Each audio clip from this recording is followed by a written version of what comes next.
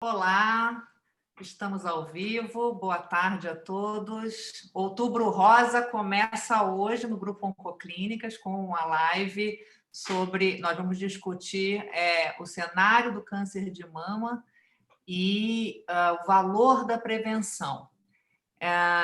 Eu sou Gisele Vitória e vou conversar com o Dr. Max Mano, oncologista clínico do Grupo Oncoclínicas em São Paulo, com a doutora Luciana Landeiro, oncologista clínica do Grupo Oncoclínicas na Bahia, e com o doutor Eduardo Milling, mastologista no Rio de Janeiro. Estamos bem representados assim, no Brasil continental, né? Boa tarde, doutores, tudo bem? Boa tarde. Boa tarde, Gisele. Tudo bem? Agradeço a minha presença, obrigada. Queria já começar a nossa rodada de perguntas. Enfim, bom, primeiro, lembrando que o câncer de mama é atualmente o tipo que mais afeta a população global, segundo a Organização Mundial de Saúde, é responsável por 2,26 milhões de casos identificados em 2020. É a doença que afeta, em sua absoluta maioria, mulheres, 99%, e corresponde a 11,7% de todos os diagnósticos de câncer no mundo. No Brasil, projeções do INCA dão conta que são 66 mil novos casos nas estatísticas de 2021, esperando. Então, acho que eu queria começar essa rodada. Vou começar com o Dr. Max, até trazendo uma pergunta da Eliane Trindade, que é editora e colunista da Folha de São Paulo, justamente sobre o impacto das campanhas, né, do Outubro Rosa. Ela pergunta o seguinte, doutor Max, o quanto os 15 anos de campanhas de Outubro Rosa efetivamente contribuíram para o avanço na prevenção e do diagnóstico do câncer em estágio inicial? E o que é preciso avançar em mudança de comportamento e também em acesso à mamografia para que os exames preventivos mudem o cenário do diagnóstico do câncer em fase inicial? É a pergunta da Eliane. Perfeito. Bom, então, inicialmente, boa tarde a todos. E obrigado aí pela oportunidade de participar de mais esse live pelo Grupo Oncoclínicas. Os dois colegas aí que vão me dar todo o suporte. Algumas perguntas aí podem... Nós temos um mastologista, né, aqui no painel, o doutor Eduardo, que certamente algumas perguntas ele vai responder melhor que a gente.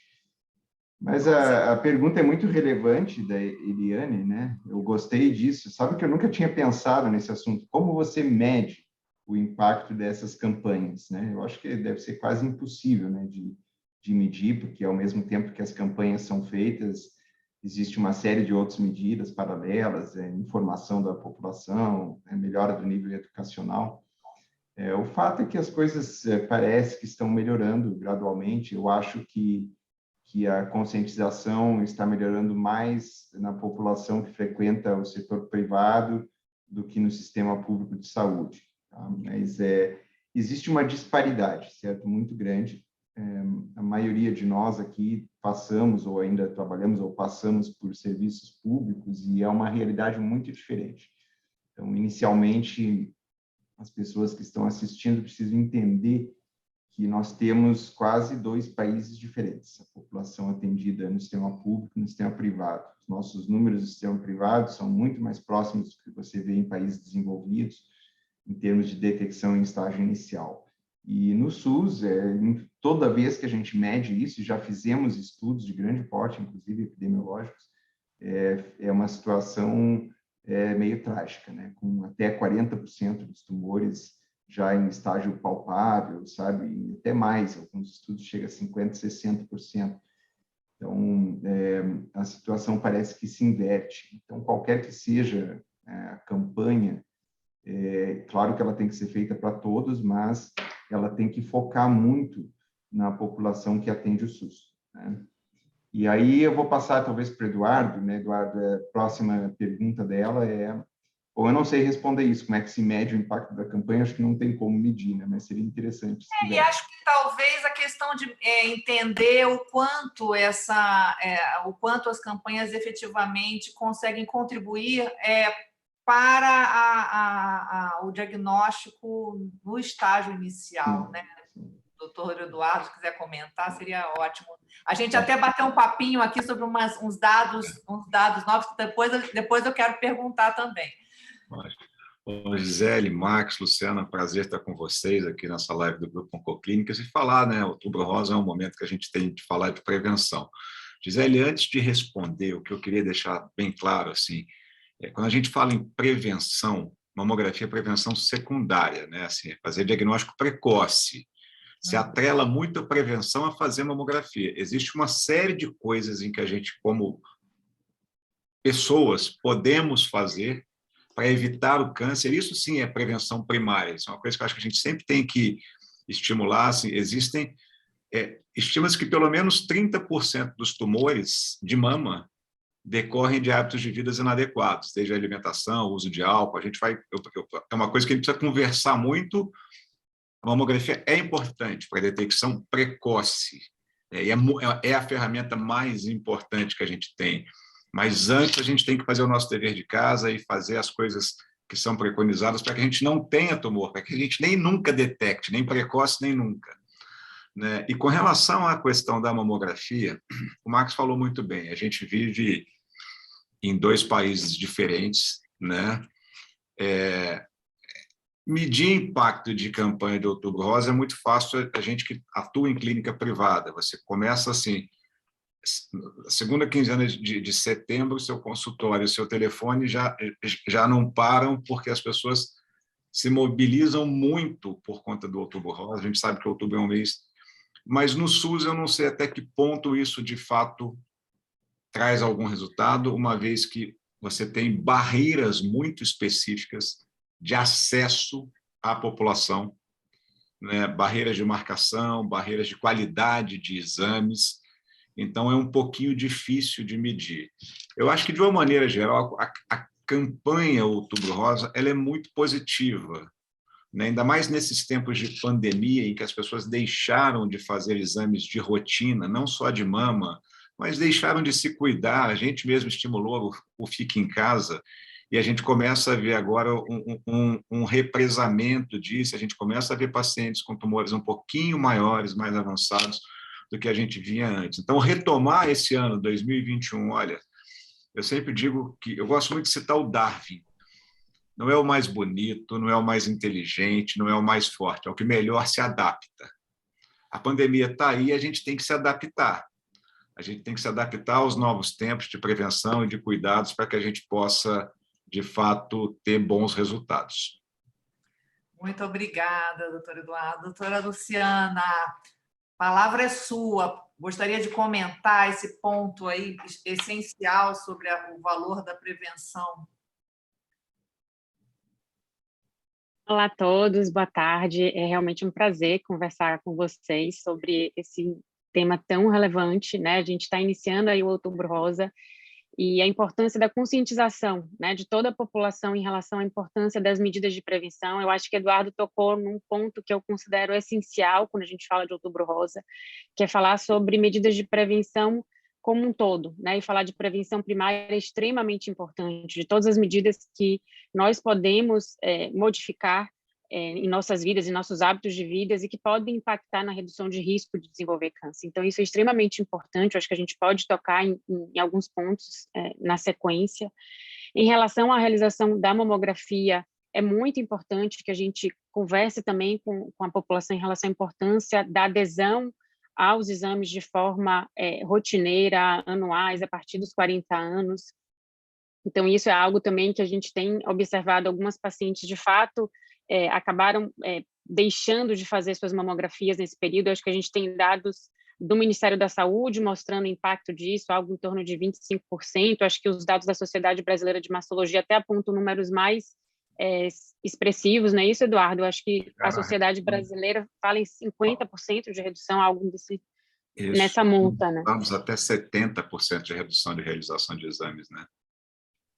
Então, é muito importante que a gente converse com a população no sentido de conscientizar, de fato, da importância da realização desses exames de forma rotineira, né? Para que a gente possa fazer o diagnóstico mais precoce possível e, dessa forma, a gente conseguir aumentar as nossas chances de cura dessas mulheres.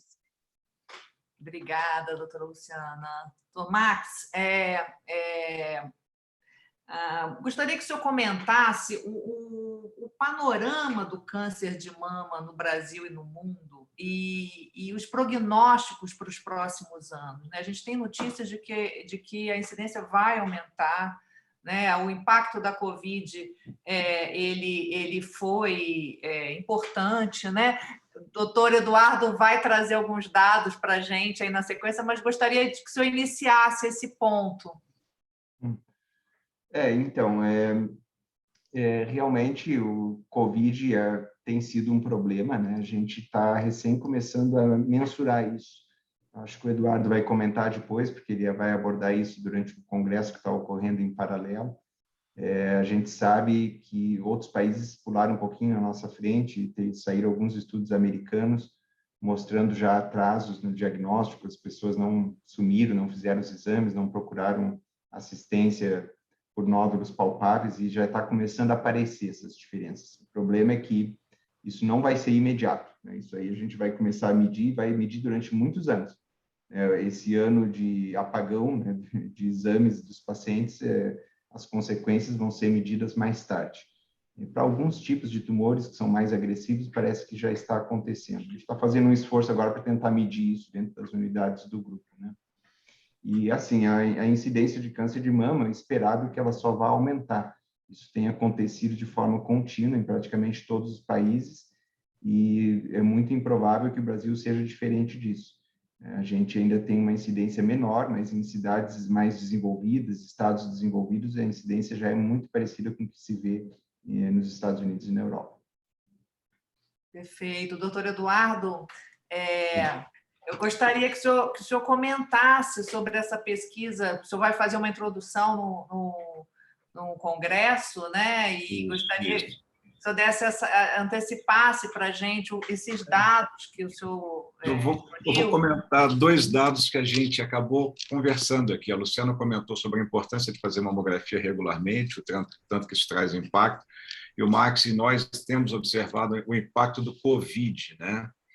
Então, está em paralelo acontecendo um evento anual de mama que começa sempre no primeiro final de semana de outubro, aqui em São Paulo, que é a Jornada Paulista, e eu faço a revisão todo ano dos principais trabalhos, dos melhores trabalhos do ano para esse evento.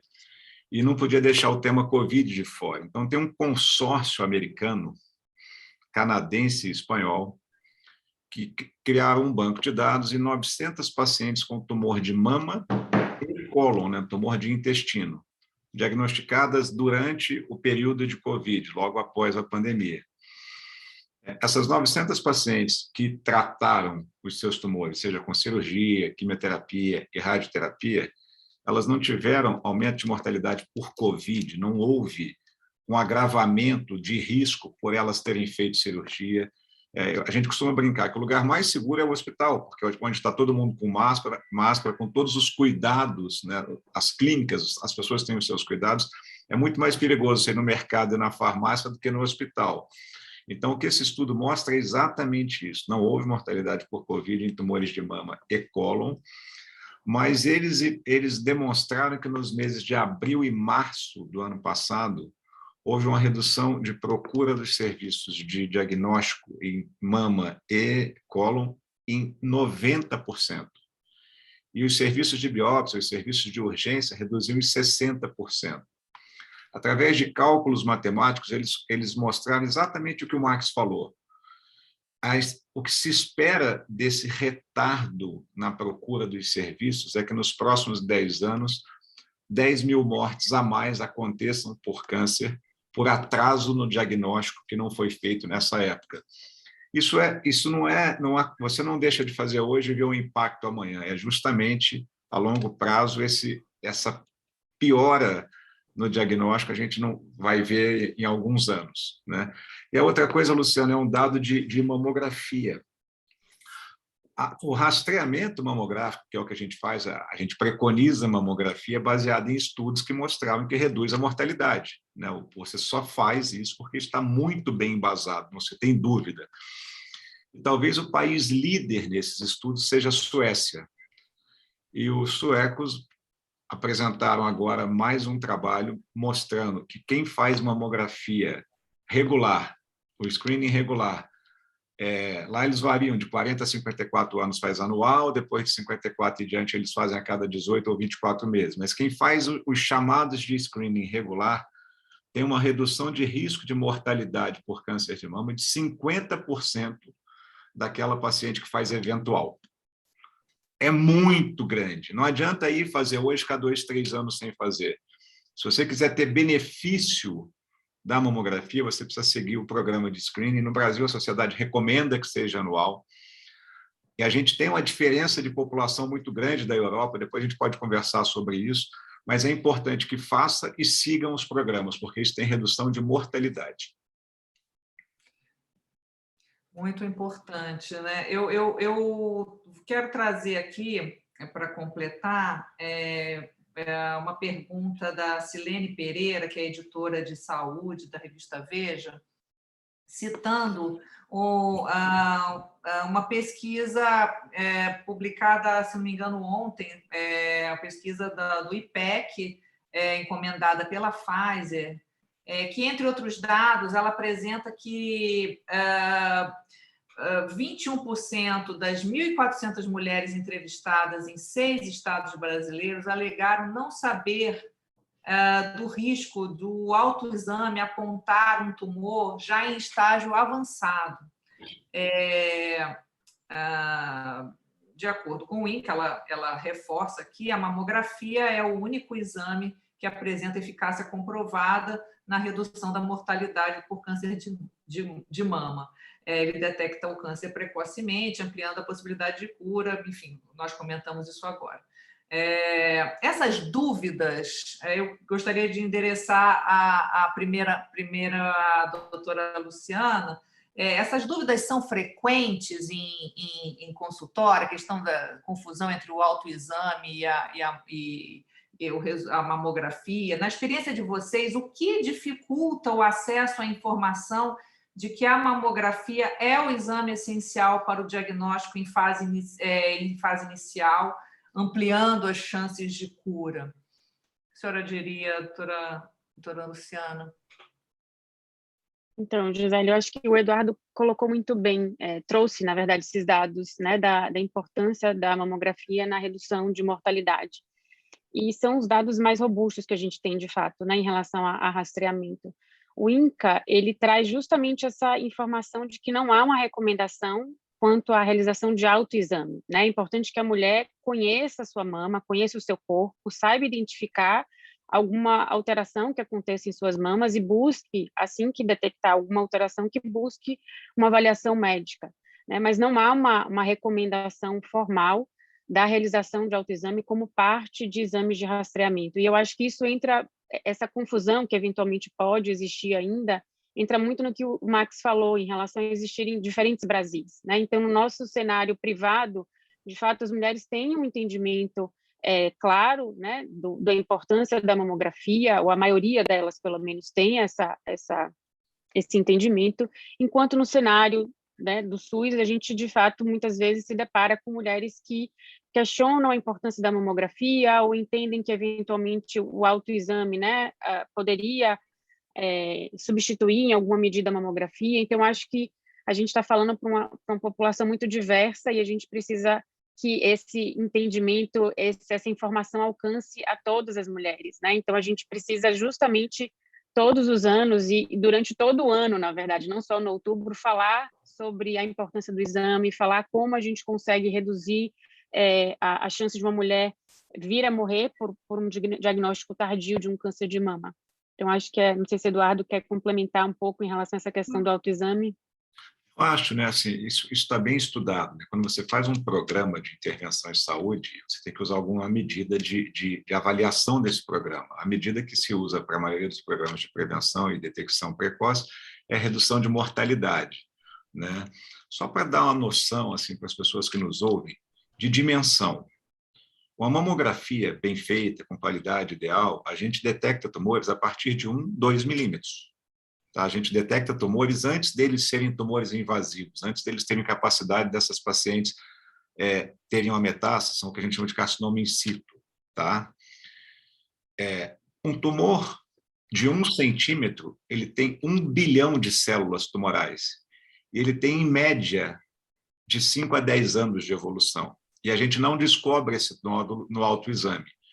Em média, as mulheres descobrem os tumores, quando eles têm, no autoexame, em torno de 3 centímetros. E nós, médicos, através das nossas mãos, do exame clínico, entre 1,5 e 2 centímetros. Então, você imagina detectar um tumor de 1 milímetro e um de 3 centímetros. Aonde vai estar o impacto disso? Né? É essa a importância da mamografia, que outros métodos para a população geral não tem. Não tem ultrassom, não tem ressonância. Existem grupos específicos que precisam de métodos diferentes, mas para a população geral é a mamografia, e mesmo os outros grupos também precisam da mamografia. Ou seja, crucial, né? Crucial.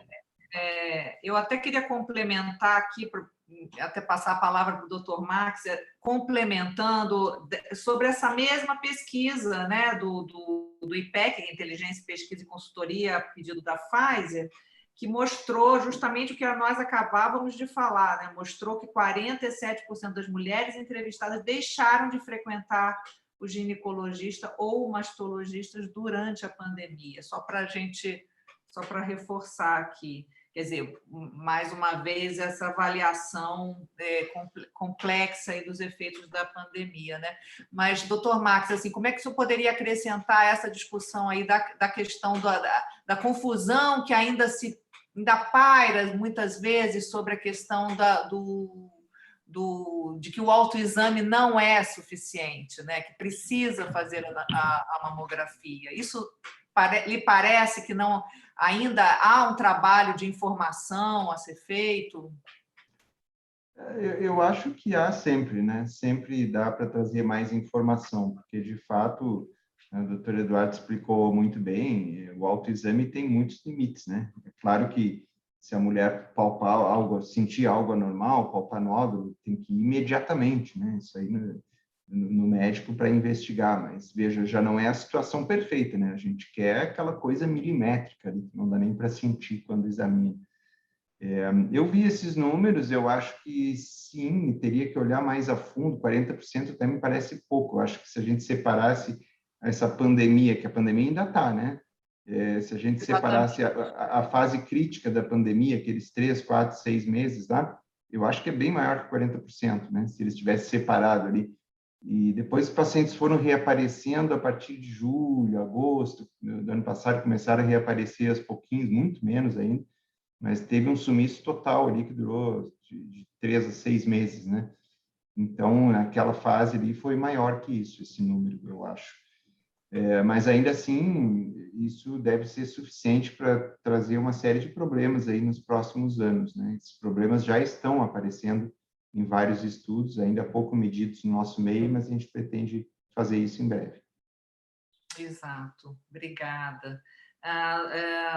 Doutor Eduardo, uma pergunta aqui do Tiago Dantas, que é coordenador de pauta do jornal O Globo. Ele lembra que um estudo do Colégio Brasileiro de Radiologia e Diagnóstico por Imagem mostrou que quase 1 a cada 5 mamógrafos do SUS está no estado de São Paulo. Ele pergunta, como podemos avançar numa divisão mais adequada de equipamentos na rede pública no Brasil? Essa é uma questão muito complexa, né? Como o Max falou, assim, todos nós já trabalhamos em serviços públicos e, por algum momento, eu acho que eu desisti do serviço público há uns 3 anos.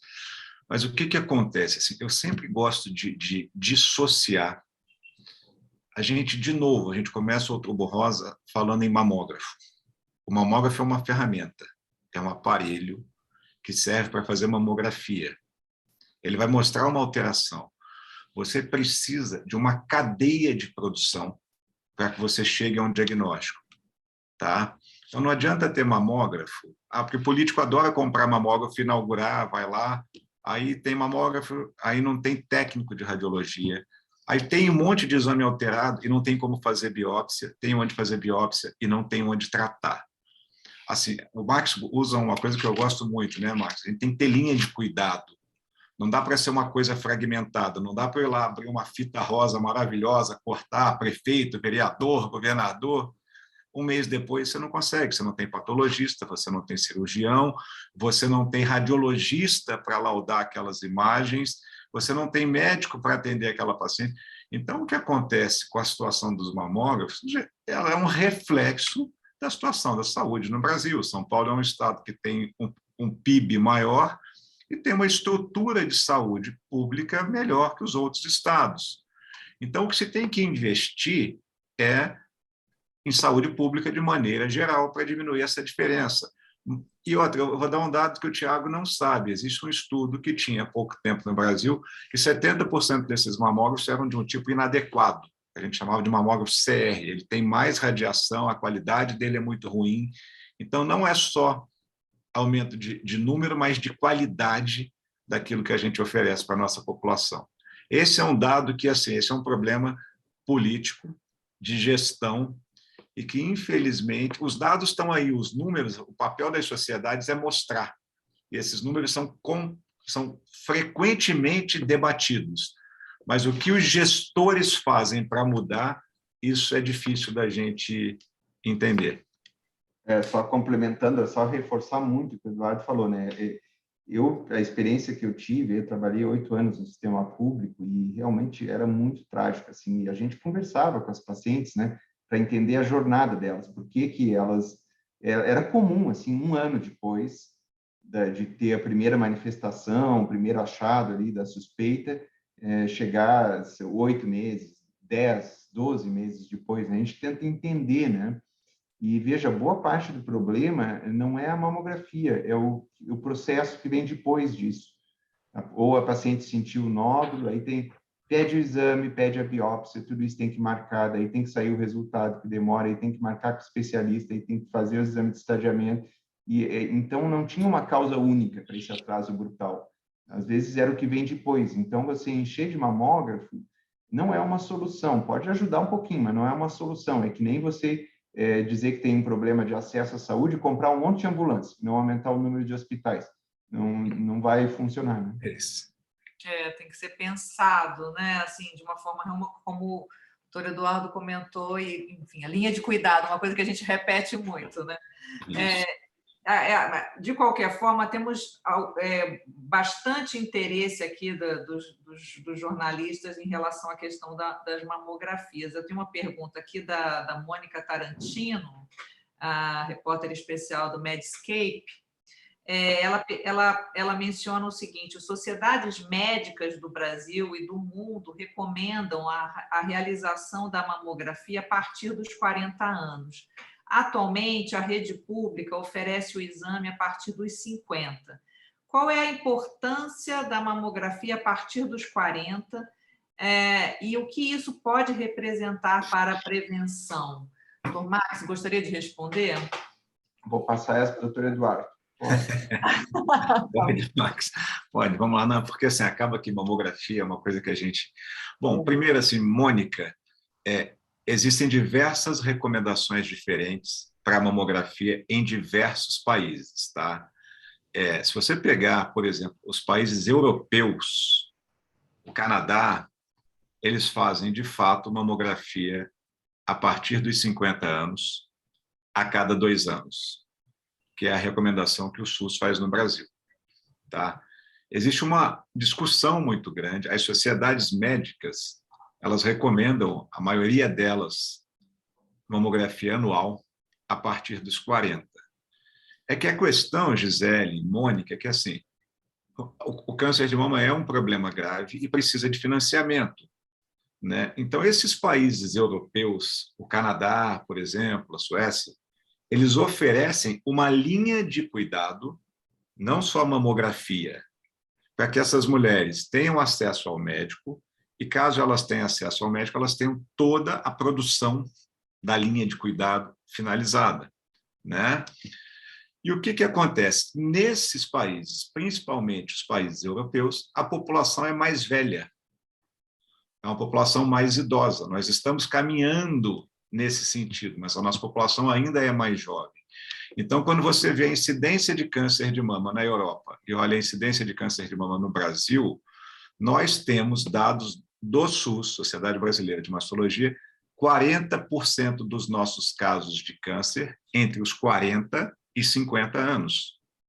Por isso que a Sociedade Brasileira de Mastologia, o Colégio Brasileiro de Radiologia, a Sociedade Brasileira de Oncologia, de Ginecologia e as sociedades médicas recomendam que seja feita a partir dos 40 anos, o que é diferente da população europeia, que chega a 15%, 20%. Esse é um dado, né? O outro dado é quem financia o projeto, né? Não adianta, por exemplo, cobertura de mamografia. Se eu tenho uma cobertura da população recomendada menor do que 70%, o meu programa não tem valor, ele não consegue diminuir a mortalidade que se justifique economicamente. Então, os países europeus, eles têm cobertura de 70% a 90%. Tem estado brasileiro que tem cobertura de 13% nessa faixa de 50 a 69 anos. Então, volto a falar, a mamografia é uma ferramenta. A gente tem que ter linha de cuidado. E é por isso que as sociedades médicas recomendam aquilo que é ideal. Existem estudos muito sérios que mostram redução de mortalidade utilizando essa prática. Aumenta o custo? Sim, não tem dúvida. Eu aumentei a população que vai fazer exame, quando eu aumento o número de exames, eu aumento o número de biópsias e aumento também o número de tratamentos. Mas isso, inequivocamente, reduz a mortalidade. Perfeito, perfeito. Olha, eu tenho mais uma pergunta aqui do Tiago Dantas, do jornal o Globo. Agora é sobre o seguinte. No momento em que as pessoas duvidam da eficácia da vacinação para a Covid, quer dizer, uma parte, né? E outras doenças, como devem ser pensadas as campanhas de conscientização e prevenção para o câncer de mama? Acho que ele abre um pouco o leque de se pensar um pouco de acordo com o momento, né? De como que as pessoas recebem as informações. Gostaria de comentar, doutora Luciana? Gisele, eu acho que, mais uma vez, informação de qualidade é o que faz diferença, né? Então, trazer cada um de nós, assim, da população, como protagonista do seu autocuidado, né, da sua saúde, é extremamente importante. Então, oportunizar que as pessoas entendam qual o papel da mamografia, seja em que contexto seja, né, da pandemia, e, como o Eduardo bem falou, tentar mostrar para a população que os ambientes de exames ou hospitais são os locais mais seguros, né? A gente tem todo um preparo para receber um indivíduo, seja para a realização de exame, para uma consulta.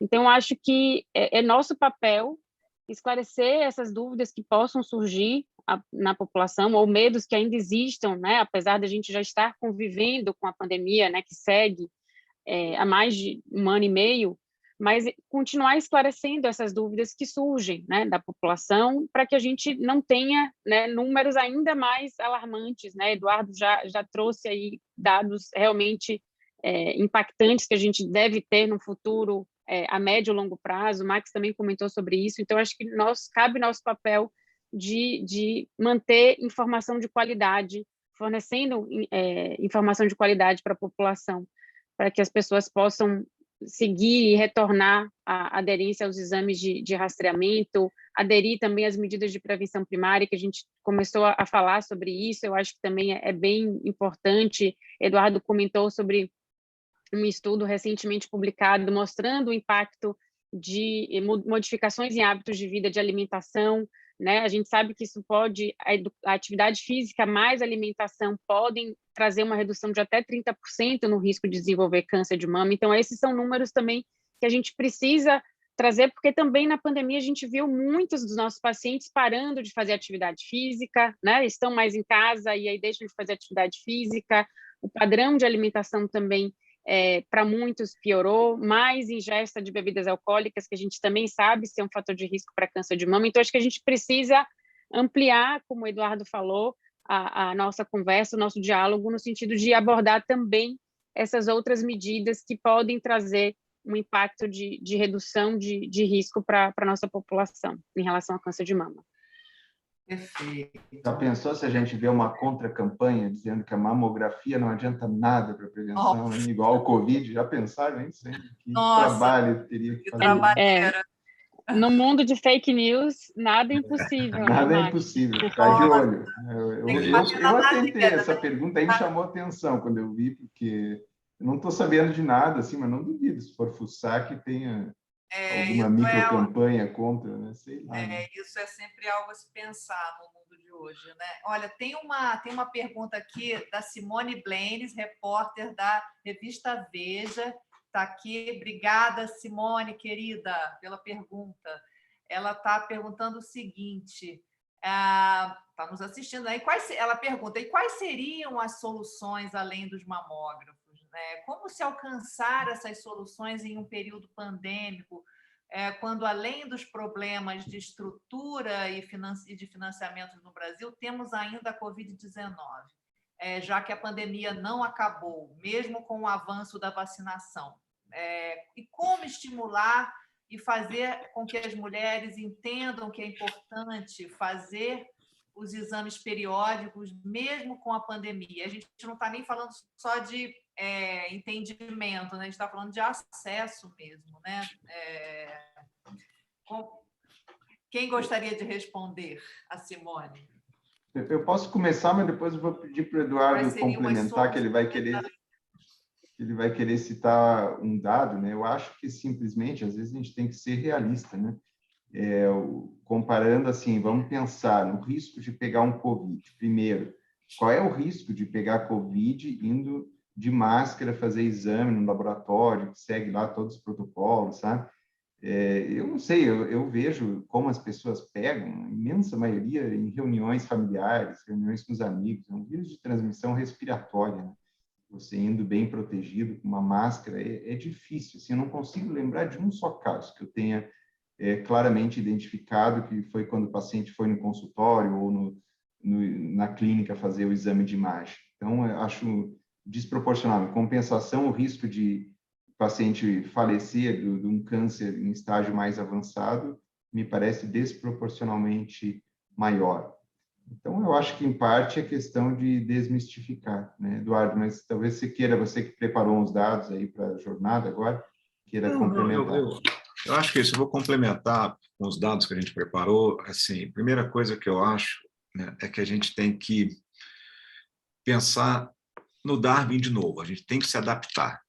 Nós, médicos, erramos muito, porque nós imaginávamos, né, a OMS, nós, enquanto médicos, que a Covid ia durar 2, 3 meses. Então, nós falamos para os nossos pacientes.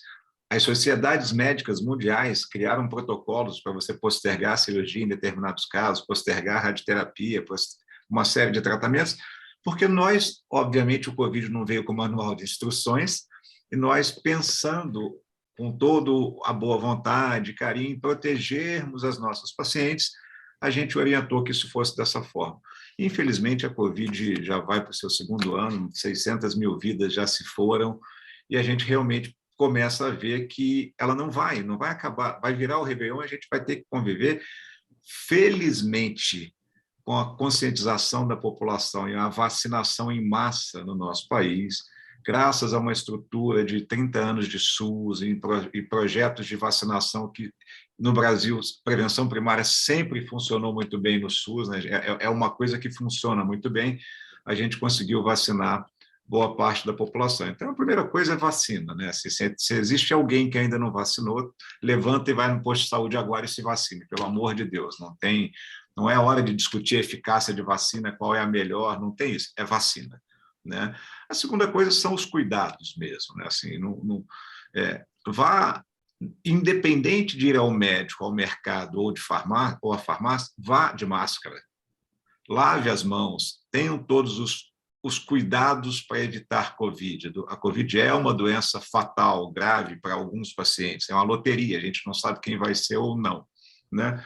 Bom, como ela está aí e nós não podemos ter uma projeção de quando ela vai acabar, a gente tem que se adaptar. Se adaptar é exatamente isso, usando as máscaras o tempo inteiro, lavando as mãos todo o tempo. A gente vai examinar uma paciente, a gente lava a mão, terminou de examinar, a gente lava a mão. Os ambientes são cuidados com mais atenção, mas os exames têm que ser feitos. Então, assim, eu acho que aí o serviço público e privado, na maioria das vezes, tem protocolos em que se segue direitinho, né? A gente não consegue aqui, né, Max, mudar acesso.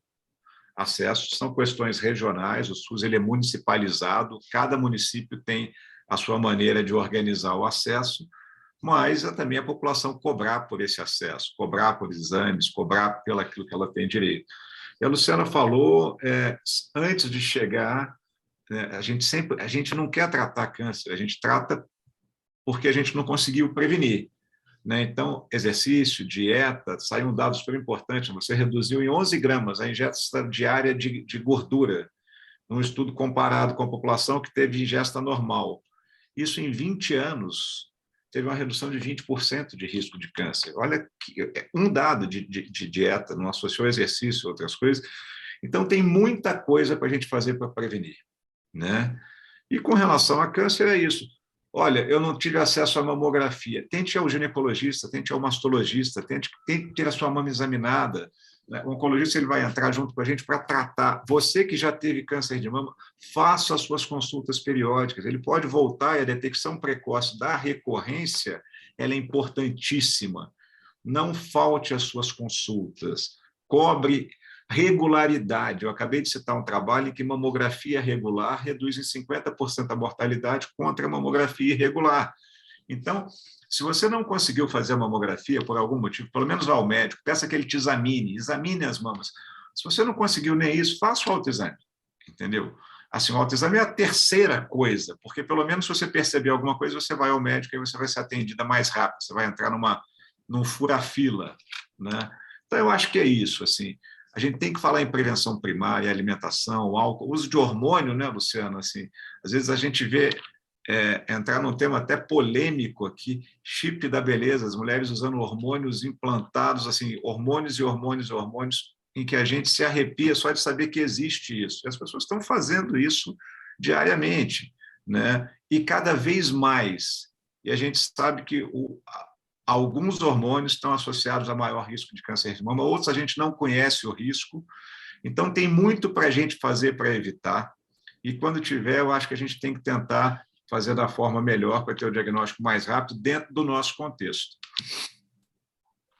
Muito obrigada. Só complementando, Gisele, assim, em relação à pandemia e como a gente pode eventualmente adequar, né, as realidades, eu acho que estimular as mulheres eventualmente, porque a gente vê um crescente número, às vezes, de realização de mamografia no Outubro Rosa, mas eu já li dados de pacientes que fazem a mamografia e sequer vão buscar o resultado da mamografia. Então, atrelar muitas vezes, né, a realização do exame, e a gente tem muitas, em especial nas clínicas privadas, muitas unidades que a gente consegue fazer o exame, né, dentro dessa linha de cuidado, né, de uma paciente. A gente consegue fazer o exame que ela já passe com o mastologista no mesmo dia, né, no mesmo momento. Então, ela fez o exame, ela já vai ser avaliada pelo mastologista. Se tiver necessidade de qualquer exame complementar, uma biópsia ou algo do tipo, isso já vai ser endereçado nesse mesmo momento, né? Então, no momento pandêmico, a gente pensar, né, nessa linha de cuidado em que a paciente consegue fazer tudo no mesmo dia, né, evita um número maior de saídas, isso traz muitas vezes também tranquilidade para as pacientes. Então, eu tenho orientado as pacientes que façam isso, que tentem alinhar para fazer tudo no mesmo dia, né, para que elas possam se sentir mais seguras, de menos saídas, menor exposição. Eu acho que esse talvez seja um ponto interessante para a gente abordar com as pacientes. Gisele, só dá um dado interessante em sistema público.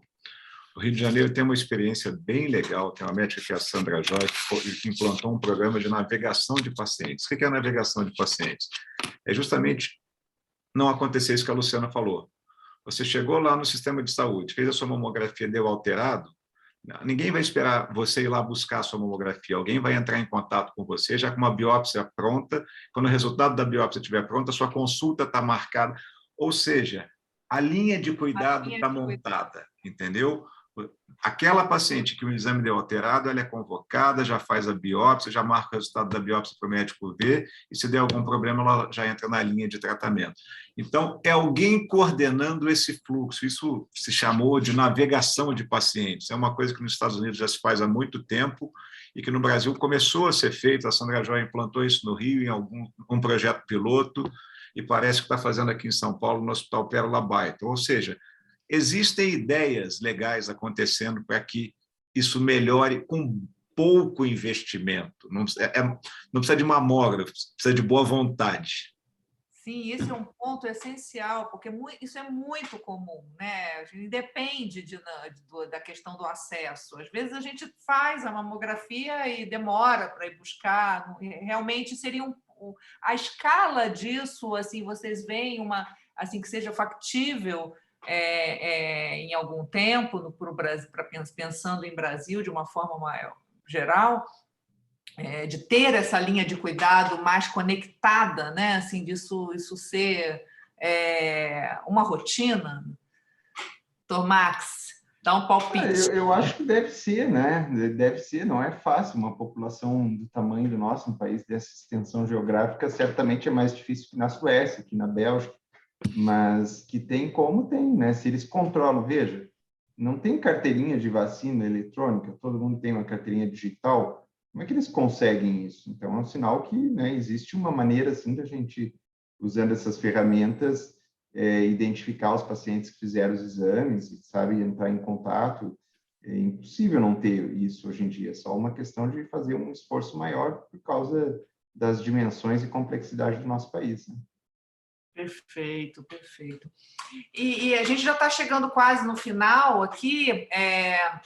Eu queria voltar a falar um pouco de saúde, né? Assim, a gente falou, o doutor Eduardo puxou esse assunto no comecinho, eu queria retomar um pouco, né? Para a gente terminar bem, para cima, né? Assim, o que é possível, né, fazermos para prevenir o câncer em termos de saúde, de hábitos alimentares, o que a gente pode incentivar aqui as pessoas de uma forma geral.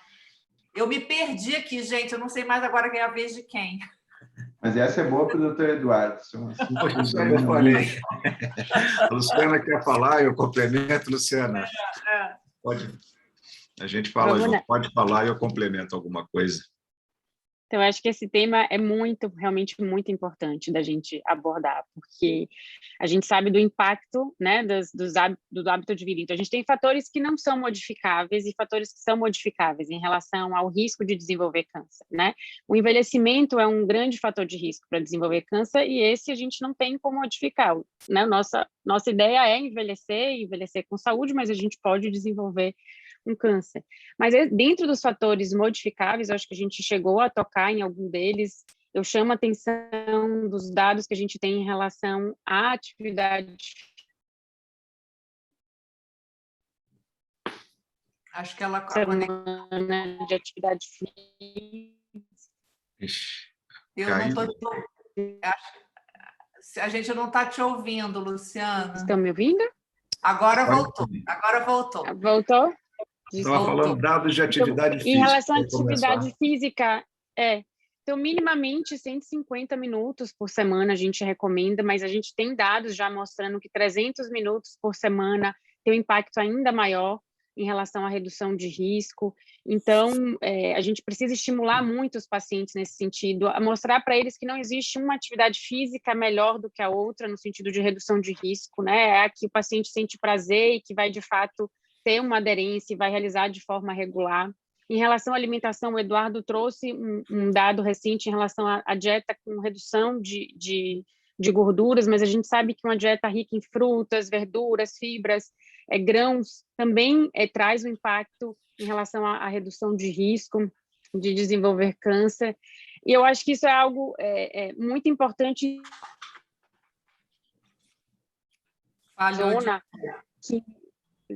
Desculpa, vocês estão me ouvindo? Agora voltou de novo. Sim. Acho que os dados do Estudo Amazônia mostrando que a gente tem 17% das nossas mulheres com menos de 40 anos diagnosticadas com câncer de mama. Chama a atenção que esses múltiplos fatores de risco têm provavelmente um grande papel na nossa população, né? E a gente precisa conversar sobre esses fatores modificáveis para que a gente tenha, de fato, uma população com hábitos de vida mais saudáveis. E dessa forma a gente consegue impactar e reduzir a chance das nossas mulheres de desenvolverem câncer ao longo da vida. Acho que está de novo. Mas, bom, vamos retomar com o doutor Eduardo, então Isso. Depois ela volta e complementa.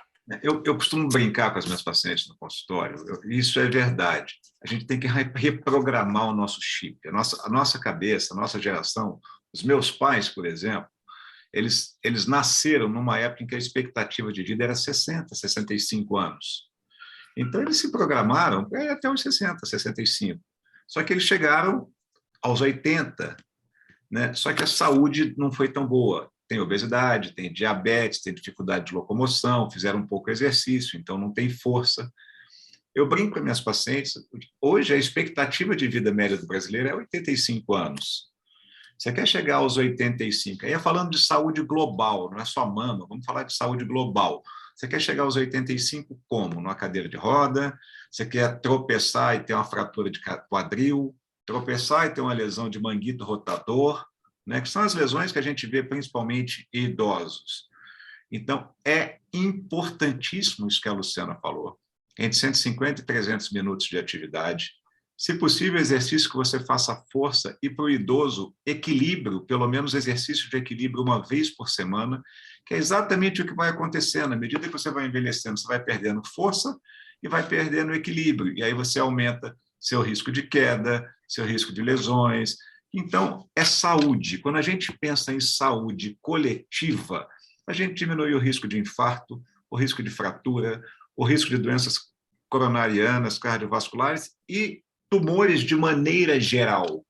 É isso que a gente precisa fazer, né? Cuidar. E isso não depende do gestor, não depende de ninguém, depende da gente se conscientizar como a gente quer chegar no futuro. Muito legal, muito legal. Olha, a gente já está quase acabando aqui, mas surgiu uma pergunta aqui de uma paciente, a Edila Maria Polônio, paciente no Grupo Oncoclínicas, está no centro de tudo, né? Então, não vamos deixar de fazer a pergunta dela aqui. Ela pergunta o seguinte: eu já fiz 2 cirurgias. Foi constatado câncer de mama desde a primeira cirurgia. Depois de 20 dias, foi feita outra cirurgia. Estou muito ansiosa para saber o resultado da segunda cirurgia para começar o tratamento. Qual seria o tempo necessário para obter esse resultado? O que vocês poderiam dizer para tranquilizar a Edila?